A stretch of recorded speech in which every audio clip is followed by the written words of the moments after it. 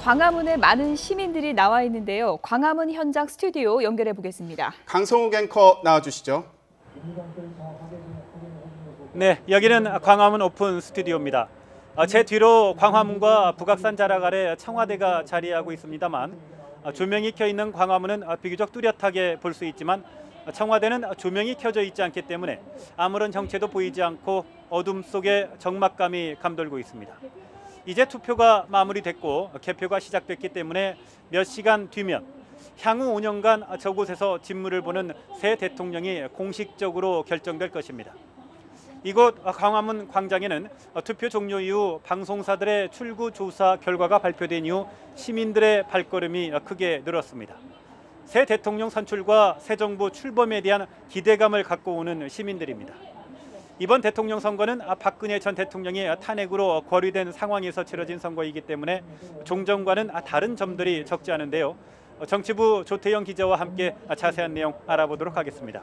네, 조태영 기자. 네. 저녁 8시를 기해서 투표가 종료가 됐고요. 또 방송사들의 출구 조사가 발표되면서 이곳을 찾는 그 시민들의 발걸음이 크게 늘었어요. 네, 그렇습니다. 이곳 광화문 광장에 이제 각 방송사들이 마련한 그 야외 스튜디오들이 마련이 되어 있고요. 이곳에서 시민들이 같이 개표 방송을 지금 지켜보고 있는데요. 말씀하신 대로 이곳이 어두워질 무렵지만 저녁 7시쯤에 날씨가 상당히 좀 안 좋았습니다. 비가 오고 지금 날씨도 좀 추운 편인데요. 이런 과정에서도 상당히 많은 시민들이 이곳에서 계속 개표 방송을 지켜보고 있는 상태입니다. 지상파 방송사들의 출구 조사가 발표가 될 때는 환호성이 터져 나오기도 했고요. 또 지금도 그 방송사 스튜디오들이 있고 또 작은 이벤트들이 있기 때문에 주변이 상당히 좀 소란스러운 상황이죠. 예, 지금도 이렇게 계속 어떤 소리들이 계속 들리고 있는데요. 조금 전이죠. 이 출구 조사 결과가 나온 다음에는 아무래도 문재인 후보 쪽의 지지자들이 상당히 좀 환호성을 지르는 모습을 보이기도 했습니다. 다만 아직까지 최종 선거 결과가 나온 건 아니기 때문에 다소 신중한 모습도 계속 보여주고 있습니다. 이번 선거는 대통령 권위에 따라 치러지면서 기존과 다른 점들이 여러 가지가 있는데요. 무엇보다 당선인 신분으로 정권을 인수하는 준비 기간이 없이 당선이 결정이 되면 곧바로 대통령 직무가 시작이 되는 거죠. 예, 가장 다른 점이 이 당선인 신분이 없다 이 점으로 볼 수 있겠는데요. 원래 당선이 확정된 후보는 대통령직 인수에 관한 법률에 따라서 당선인 신분으로 전환이 됩니다. 그 다음에 2달 동안의 권력 이양 기간을 거쳐서 이제 대통령직에 취임을 하게 되는데요. 이번에는 거리에 따른 선거인 만큼 이 권력을 이양하는 과정이 없이 곧바로 임기를 시작하게 되고 당선인이라는 신분 자체를 건너뛰게 됩니다. 또 하나 다른 점이 있는데요. 헌법 제68조 2항을 보면은 대통령이 거리됐을 때 60일 이내에 후임자를 선출하기 위해 선거를 진행한다고 되어 있습니다. 대통령 선거는 보궐선거가 없습니다. 앞에 임기를 다 채우지 못했더라도 뒤에 이제 새로 선출된 대통령은 5년 임기를 다 채우게 되는데요. 대신에 보궐선거 개념으로 진행이 됩니다. 따라서 오늘 투표가 오후 8시까지 진행이 된 거고요. 또 하나 달라지는 점이 있는데 이제 앞으로 대선은 3월에 치러지고 이제 5월에 취임하게 되는 형태가 될 것으로 보입니다. 그렇게 된다면 이번에 선출되는 새 대통령의 취임식은 어떻게 치러지게 되는 겁니까? 네, 일단 전반적으로 이 취임식을 좀 간략하게 치르겠다는 점에는 모든 후보들의 그 의견이 다 통일된 상태입니다. 먼저 예전의 상황을 보면은 12월에 대선이 끝나고 2월 25일에 취임식을 하게 됐었는데요. 이번 대선은 말씀하신 대로 당선인 신분이 없기 때문에 인수위 없이 바로 업무를 시작하게 되고요. 대부분 후보들은 이 국회에서 당선증을 받고 취임 선서를 하는 것으로 이 취임식을 대체하는 그런 분위기를 보이고 있습니다. 그런데 후보별로 취임식에 대한 입장이 조금은 다른 것 같더군요. 예, 조금씩은 차이가 있는데요. 먼저 문재인 후보를 살펴보면요. 국회 본회의장 로텐더홀에서 취임 선서를 하고 당선증을 받는 것으로 이 취임식을 대신하겠다는 지금 계획을 좀 세운 것으로 보입니다. 협치를 강조하겠다는 뜻이고요. 또 이어서 광화문에서 공식 취임 행사를 열자는 의견도 일부에서 나오고 있습니다. 이번 대선이 아무래도 이 촛불 민심에 따라서 치러지는 것이기 때문에 이런 부분들을 상징한다고 볼 수 있겠고요. 홍준표 그리고 안철수, 유승민 후보는 대체로 비슷한 상태입니다. 지금 국정 공백 상태가 계속 길어지고 있는 만큼 취임 선서 뒤에 곧바로 청와대에 대한 업무를 파악하겠다 이런 뜻을 밝히고 있고요. 심상정 후보는 유일하게 광화문 취임식을 강조하고 있습니다.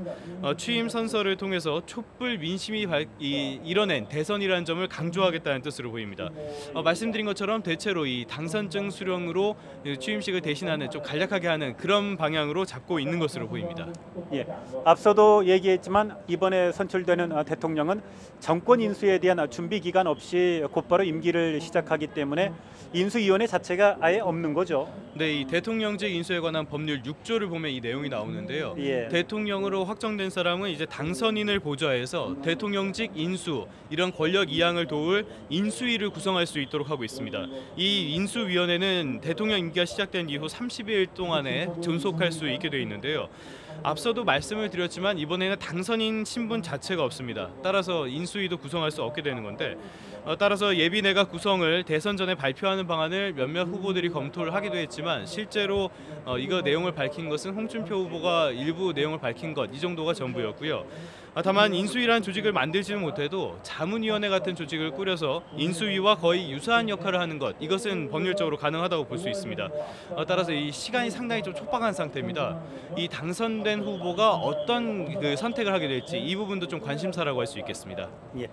황교안 국무총리를 포함을 해서요. 그 내각과 또 청와대 비서진은 박근혜 정부에서 임명된 그 사람들이 대부분인데요. 새로운 내각은 언제쯤 구성이 될 수 있을까요?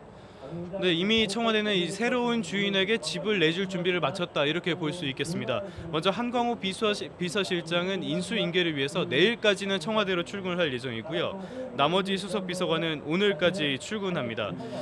비서관급 이하 직원들은 전례에 따라서 대기 발령 조치가 될 것 같은데요. 여기서 좀 눈길을 끄는 것이 이 신임 직원들의 신원 조회를 하는데 최소 2주 정도가 걸릴 것으로 보입니다.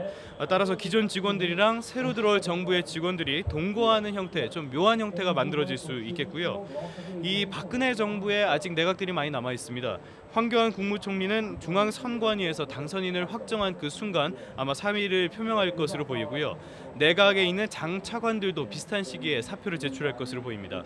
이 신임 대통령은 이르면 내일쯤 청와대 비서진을 발표하고 내일 모레쯤은 이 총리를 지명하지 않을까 이렇게 추정이 되고 있습니다. 예. 새 대통령은 그 선관위로부터 당선증을 수령하는 즉시부터 대통령 직무를 시작을 하게 되는데요. 내일 새 대통령의 일정을 예상해 본다면요. 네, 일단 지금까지 보면은 2달 동안 인수위 기간을 거쳐서 2월 25일 날 정식으로 취임을 했었습니다. 근데 이번에는 임기 시작이 바로 이어집니다. 따라서 첫날부터 바쁜 일정을 소화할 것으로 보이는데요. 예. 먼저 군 통수권을 넘겨받았으니까 먼저 대북 대비 태세에 대한 보고를 받지 않을까 이렇게 추정을 해볼 수 있겠습니다. 예. 그리고 많은 대통령들이 이 서울 현충원 참배를 했었고요. 또 여기에 자신의 생각을 밝히기 위한 기자회견을 진행하지 않을까 이렇게 또 추정을 해볼 수 있겠습니다. 또 인사가 어떻게 될지가 좀 관심사인데요. 이런 인사 작업들이 좀 빠르게 이뤄지고 또 발표를 하지 않을까 추정을 해볼 수 있고요. 국회에서 내일쯤 취임 선서를 하는 것이 또 하나의 공식 일정으로 시작되지 않을까 이렇게 추정을 해볼 수 있겠습니다. 다시 한번 정리를 해보자면 내일 아침에 가장 중요한 국군 통수권을 네. 넘겨받게 되니까 그에 따른 안보 태세 대비를 네, 그렇습니다. 국방부나 합참으로부터 보고를 받을 것이다라는 게 네. 그게 가장 큰 중요한 일정이 하나 될 것 같고요. 예, 아무래도 또 그리고, 그렇게 추정이 예, 되는 상태입니다. 그리고 국립 서울현충원 그 참배가 있고 그리고 나서 국회에서 간략한 형태의 취임식, 예. 취임 선서 이런 것들이 예정돼 있다 이런 말씀이시네요. 예. 누가 대통령이 되더라도 지금의 정당 구조와 의석 분포를 생각을 한다면 험난한 길이 예상이 되지 않습니까? 왜냐하면 여소야대 국면에서 정부를 운영해야 그렇습니다. 되기 때문이죠. 예, 지금 현재 국회 구조를 보면요 5당 체제라고 볼 수 있습니다. 여기 원내 정당을 따지면은 6당 체제고요. 교섭단체만 4당입니다. 예. 따라서 지금 가장 제1당이 더불어민주당인데 더불어민주당의 의석수가 120석입니다. 어떤 정당이 집권을 하더라도 여소야대가 될 수밖에 없는 국면이고요. 정계 개편이 예상은 되지만 이것과는 관계없이 협치의 중요성이 상당히 좀 커졌다 이렇게 볼 수 있겠습니다. 따라서 인선이 무엇보다 중요하다고 볼 수 있는데요. 상대방이 수긍할 수 있는 인선이 아니라면 인사청문회를 넘기는 좀 어려워질 것으로 볼 수 있습니다. 정부 조직을 개편하는 문제도 계속 이어질 텐데요.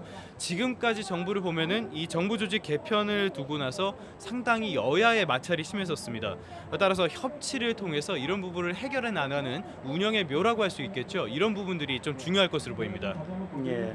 여소야대 전국과 관련해서 일각에서는 대통령 선거 이후에 그 정계 개편 가능성도 점치는 목소리들이 있더군요. 네, 일단 출구조사 결과를 보면은 문재인 후보의 당선이 좀 유력한 것이 아닌가, 가능성이 크다 이렇게 볼 수 있겠는데요. 예. 만약에 이 출구조사 결과대로 나온다면은 더불어민주당은 정계 개편의 태풍 속에서 한 발 비껴나 있게 되는 그런 결과가 되지 않을까 싶습니다. 예. 다만 이 결과랑 다르게 패배했을 때는 상당히 극도로 유리한 정권 교체 심리가 강한 상태에서도 정권 교체에 실패한 것으로 볼 수 있기 때문에 더불어민주당의 심각한 후폭풍이 몰아칠 수 있고요. 일단 자유한국당 홍준표 후보 2위로 지금 출구조사 결과가 나왔는데 일단 당선된다면은 바른정당과 직접적인 연관이 있는 정당이기 때문에 바른정당이 사실상 해체 수순에 들어가고 홍준표 대통령 당선자를 중심으로 당이 결집할 가능성이 있습니다. 이 안철수 후보는 당락에 관계없이 정치권에 상당한 영향을 주지 않을까 이렇게 볼 수 있겠는데요. 예. 국민의당을 중심으로 안철수 후보가 만약에 당선이 된다면 민주당의 비문계가 합류할 가능성이 상당히 커집니다. 또 바른정당 역시 국민의당의 연정 파트너가 돼서 이 5당 체제가 끝까지 이어지지 않겠냐 이렇게 볼 수 있겠습니다. 다만 지금 출구조사 결과대로 안철수 후보가 낙선을 하게 된다. 특히 3등으로 낙선을 하게 된다면은 안철수 후보와 지도부의 책임론을 피할 수 없을 것이고요. 당이 해체 수순에 들어가는 것이 아니겠냐. 극단적으로 이런 전망까지도 나올 수 있겠습니다. 따라서 안철수 후보의 당락에 관계없이 정계 개편은 국민의당에서 좀 시작될 가능성이 있지 않나 이렇게 볼 수 있습니다. 네. 조태인 기자, 오늘 말씀 감사드립니다. 네. 네, 지금까지 광화문 오픈 스튜디오에서 전해드렸고요. 상암동 스튜디오 나오시기 바랍니다.